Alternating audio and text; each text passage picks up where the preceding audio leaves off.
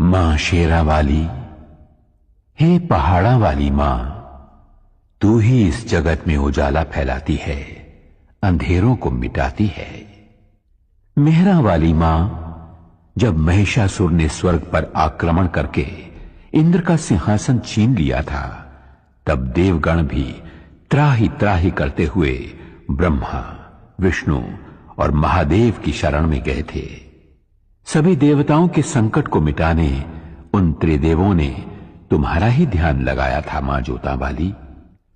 उन सभी के प्राणों से प्रकटी हुई दिव्य ज्योति के समूह में से हे मां दुर्गा, तुमने अद्भुत रूप धारण किया था। तेजस्वी मुखमंडल वाली अष्टभुजाओं में आयुध धारण कर शेर पर सवार हो तुमने ही दुष्ट राक्षसों का वध किया था। तब तीनों लोग तुम्हारी जय